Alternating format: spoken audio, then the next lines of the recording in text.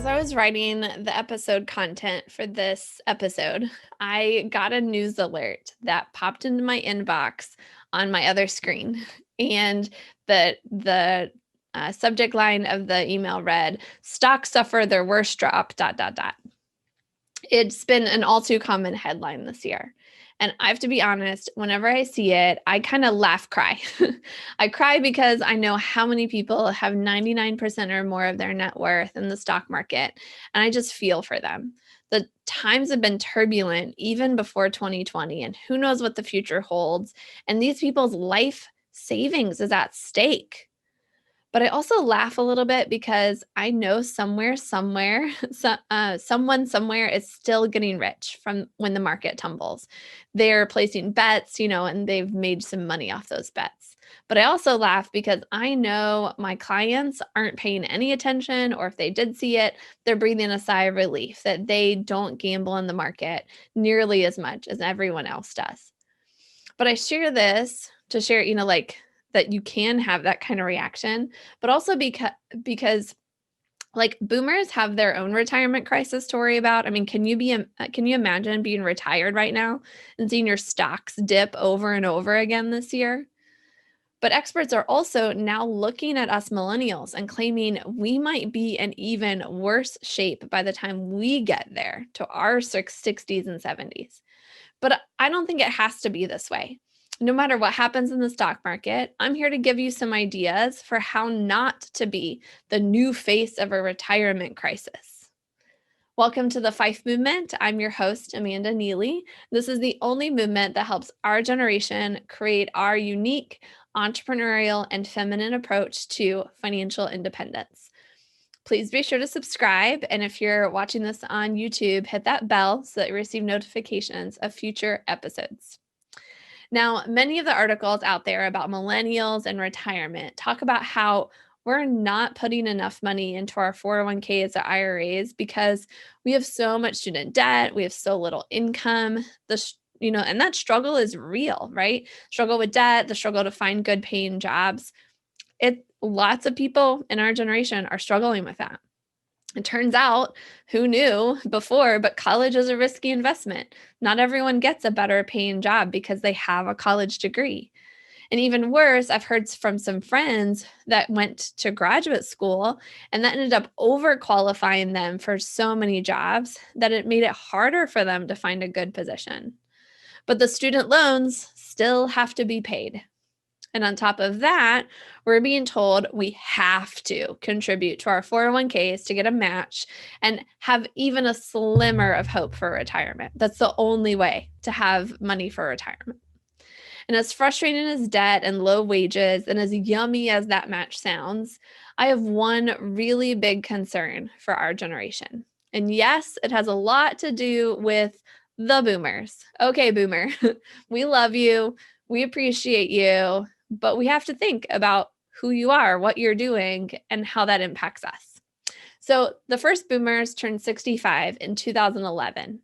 From then until 2030, 10,000 boomers turned 65 each day. That's 75 million people turning 65 years old over 19 years. And the average boomer has about 144,000 stashed away. That's why they're in a retirement crisis. They don't have very much. But let's pretend for a second that half of it is in the market. That's probably a conservative estimate, but let's pretend half of it.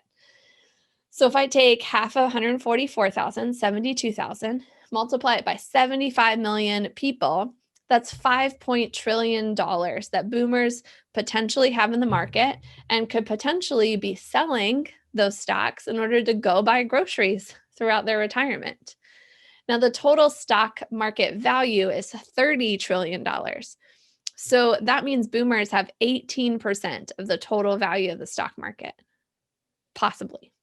Now, there are conflicting stats because our generation is super diverse in so many ways. Some say we're investing more than ever, perhaps because apps like Robinhood put it at our fingertips, literally. And we're not trusting on Social Security to be there for us. So a lot of us are saving more, not trusting in that.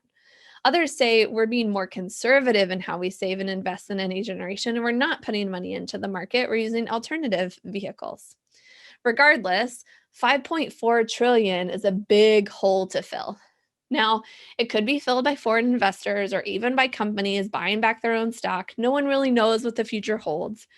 But there is one thing that I think is pretty certain.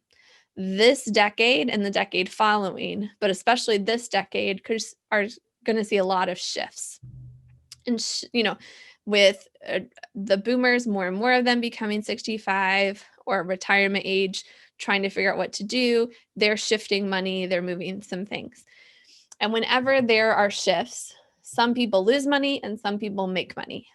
Think about the decade that started in 2010.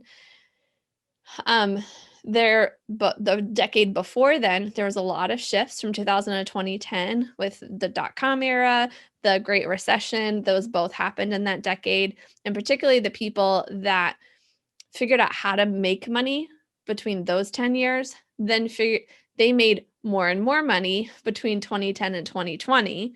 Whereas the people between 2000 and 2010 who lost money took these last 10 years to figure out how they could recover, right? And they were only figuring out how to struggle to recover.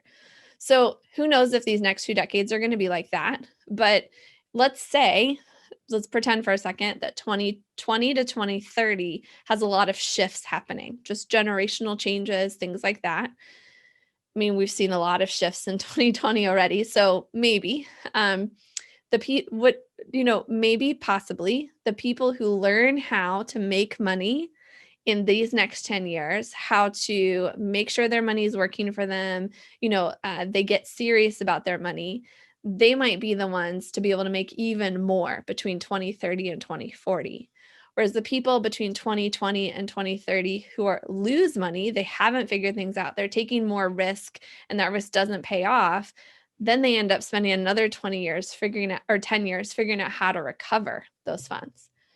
And that's why I'm saying these next 2 decades are super critical for our generation. I'm 36 right now. By 2030, 2040, I'm going to be 56. These are critical times in my life. And I want to be thinking about how to make money and keep it rather than lose it and struggle to recover. And I bet you would want that too. So I've got some ideas for you. I'll give you my top 3 ideas and you decide for yourself what might help you too, if any of these 3 do or if all 3 of them do. So first, keep cash available. Opportunities will arise in business and real estate, in the market. I'm stockpiling as much liquid, accessible assets as I can so that I'm ready for the opportunities that come up when shifts happen. 2, build relationships. Opportunities are found by people with deep connections. I want to have real relationships with people who I trust so that we can share with each other. When those opportunities arise, I can share opportunities that fit with them. They can share opportunities that fit with me. And then 3rd, be wary of the apps. The apps gamify investing. I mean, I've been tempted to try them out myself just to see what they're like, but I also know games are addicting for me. I got to be really careful before I put a game on my phone. So I haven't tried out those apps yet. Before you start or before you choose to invest, just especially through an app, I would recommend doing a search. Your favorite browser search tool, look up the downsides of investing apps. Know what you're getting into and what kinds of business you're supporting. And then if you still decide it's for you, go for it, but at least be fully informed that way. Oh, and if I can share a 4th, it is be informed. For example, there's a lot of action happening in Congress and with the Department of Justice around anti-competitive practices of large companies. And it's not being talked about yet in the mainstream media, but it could have major implications for every single American who's investing in the stock market. Pay attention.